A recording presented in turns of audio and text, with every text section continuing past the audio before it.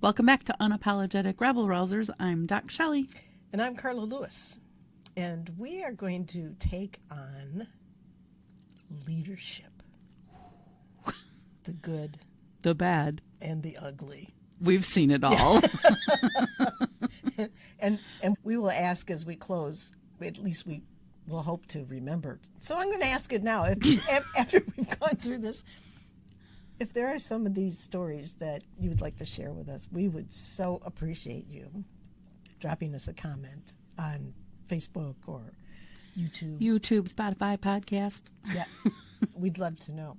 So we're going to explore over 70 years worth of opportunities to have witnessed interesting and incredible and horrifying examples of leadership or how not to do it. There's no easy way to say that. Where do you even start? The thing I will say is, even though I've had some pretty horrible direct leaders and have experienced really bad leadership, I learned so much from them, and I'm grateful for those awful experiences because it really taught me how not to be a leader. I've had a similar track record, and I have to admit that I got some of the greatest lessons from some of the worst in terms of leadership, and mostly in terms of the people element of leadership. And one of the greatest lessons I got was from one of my worst leaders, and it was something that helped me define who I was going to be, what I was going to unleash on the world. Unleash on the world. That's right. And when I retired the first time, I didn't retire because I was done. It was time for me to make my kind of difference in the world. I'd had a great chance to make my kind of difference in a company. But it was time. And then the next time I left an organization, it was... I'm still bitter about that, by the way. Neither of us work there anymore, but I'm still bitter. But I left not because I was done, but like I've said before, their sponge was full. There wasn't any more room for absorption. There was no more room for Carla's wisdom. Well, I don't want it to come across like that. It's true. There was more to be done, and there was True story. no room. Okay, so the good, the bad, and the ugly. I have to say, That was a very deep sigh. I know. But what was interesting is that through my career, the last big boss I had was the finest example, the finest embodied spirit of leadership. Incredible. Just incredible. And it was so nice to leave on that note, to have had that kind of experience. And truly her entire leadership team on through to those that we worked for directly. You know, there was something special. Diana brought so much life into that role of leader. What made it so special? There was an authentic interest. She was authentic. When you were in conversation with this vice president, you knew you were being seen and heard, and that it mattered what you had to say. And that it just felt so incredible. It was like empowering. It was enlivening. And I think being able to be in the presence of an authentic, very powerful, but didn't exert that in a demeaning way at all. She'd walk into a room and you knew that there was someone special in the room, even if you didn't know who she was. It's not very concrete, but it made such an impact on me. Mm-hmm. I was so delighted to have had that experience as my last corporate America experience. Yeah. Yeah. The ability to help people feel like they are seen and heard is, what's the word I'm looking for? It's a powerful thing. It's a powerful skill to have, and not enough people have it. It comes from deep within, for sure, and you have to care. Mm-hmm. You cannot fake caring. Yeah. Okay, not with me. I have a very finely tuned filter for fake caring. Yeah, I don't know. I see a lot of it. Do you? Yeah. From me? No, not from you. Just a test. It was a test. Yes, you're so fake. No, I didn't have the pleasure of working much at all with Diana. I think I came in as she was heading out. But in previous roles at other organizations, had just some really awful leaders that I remember one person, this was so stupid, but he told me I had changed the title of a report based on information I had from some other people. And he was irate that I changed the title of this report and told me I should be a leader and not a follower. I'm like, I took the initiative to change the report so that it made more sense to people and that it aligned with another project that was being worked on. I didn't follow your direction. So, like, how is that not being a leader and being a follower? He just, every turn where he could just squash me, he did. Okay. Every opportunity. It's a special Oh, relationship. he was special, all right. I have another example of what I felt to be really poor leadership. And I started out in information technology back before we had the power of entire computer rooms on our wrist. I was in engineering, and we had a information system. This was still when things were coming out on green bar, pen feed paper, and People probably don't know what that is. well, yeah, it's old printer paper. Anyway, because we didn't have there was no online access to anything, so you printed reports. And the community that we served, the customers of the work that we did, hated the report. They just hated, and were complaining, and it was just awful, and yet it was doing what we as programmers and analysts had been told to do. So my boss said, let's just change the name. Honest to God. Change the name. And which forced us to have to change a few other things on the report. And he told them, okay, we are going to deliver, and you just wait. We hear you. We're going to take care of this. And so over a weekend, we changed the name of the system and delivered the new reports on Monday. And they were happy. But the fact that we would just change the name of the report, maybe he was brilliant. But there was just something so just not right about it. And maybe I'm just Miss Goody Two-Shoes, but the fact that the customers were unhappy and now you've changed the report changed the name of the system and now it's so much better made no freaking sense to me. The psychology of it. I know. So now that I say that it was a bad idea, it was Kind of brilliant. yes. Now I'm disappointed in myself. I'll get over it. But I thought, but the same leader with the same clientele had a big meeting. We were doing a big upgrade of some kind. And we had issue logs.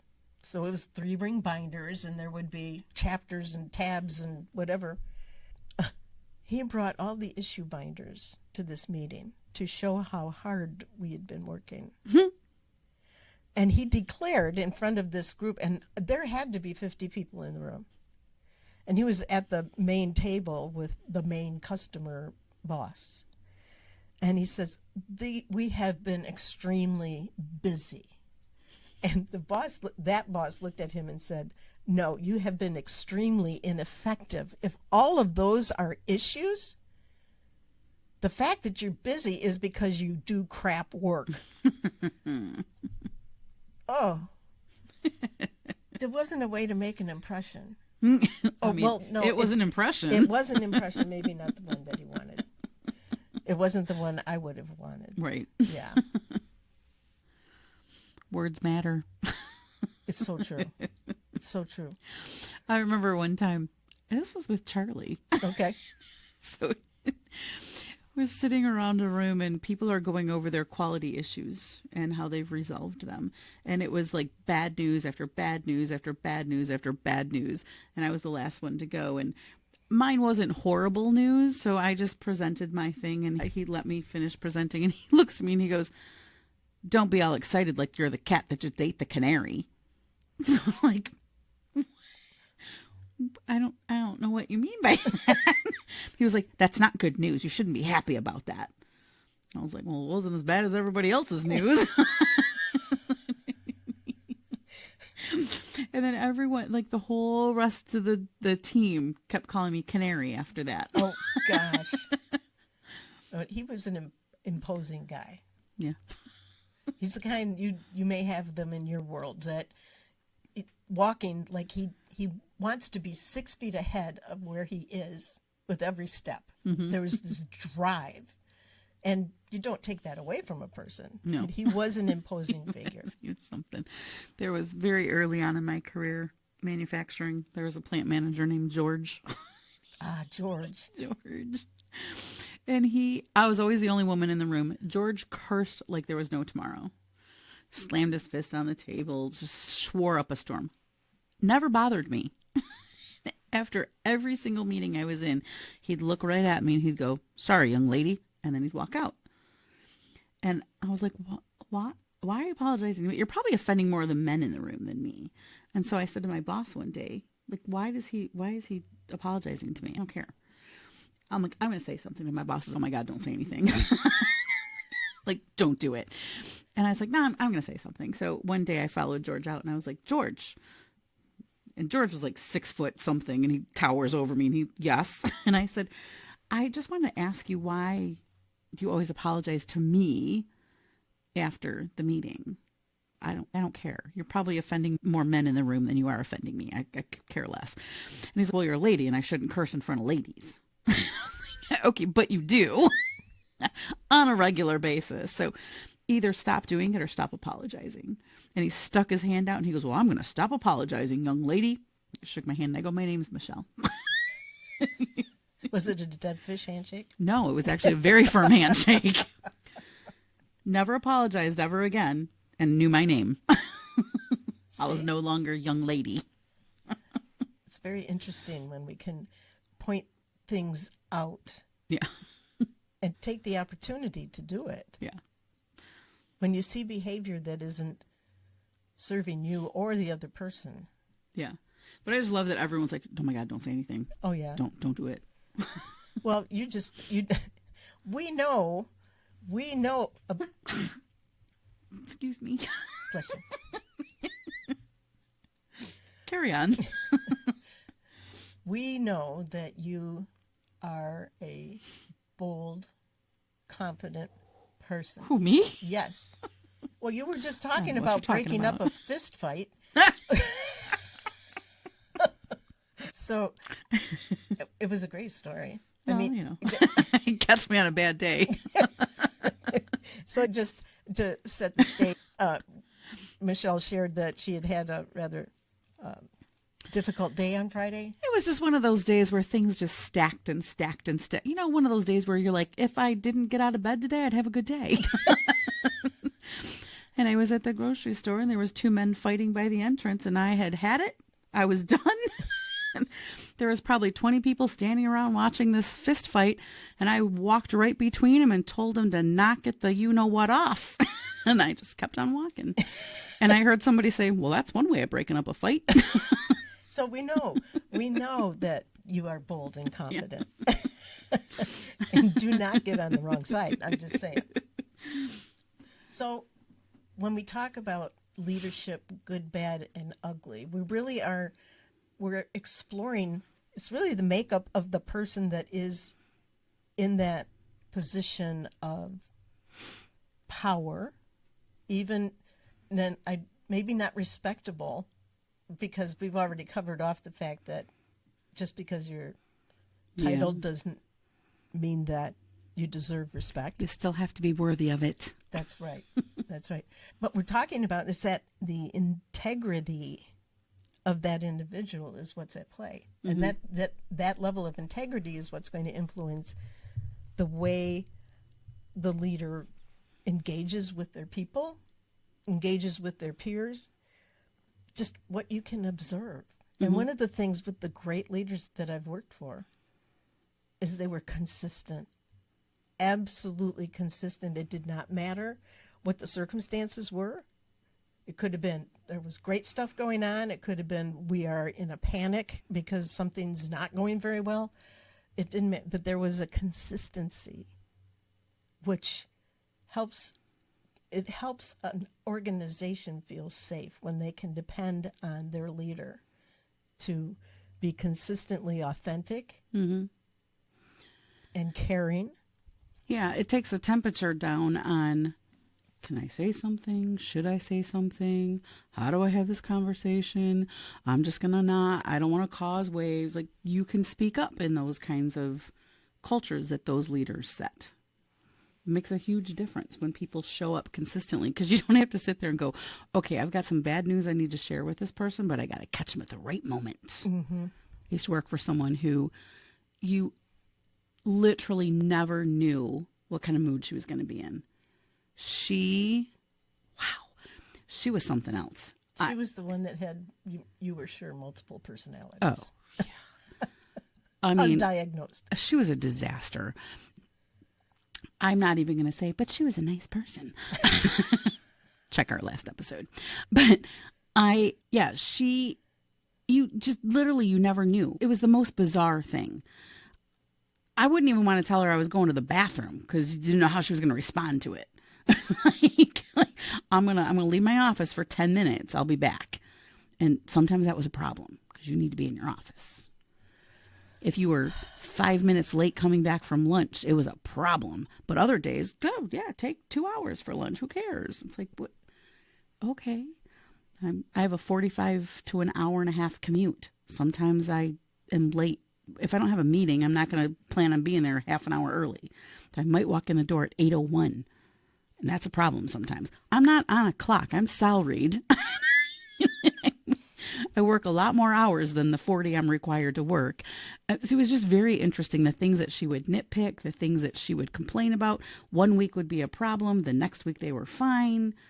There was zero consistency. So you never knew how she was going to show up, which impacted how you show up, because you're like, I don't want to rock the boat. So I'm not going to say anything. I'm just going to try to do my job and create the least amount of strife that is possible.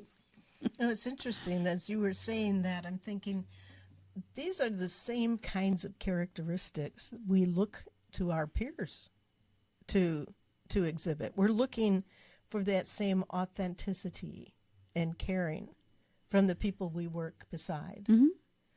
And we've said it before that leaders aren't necessarily always titled.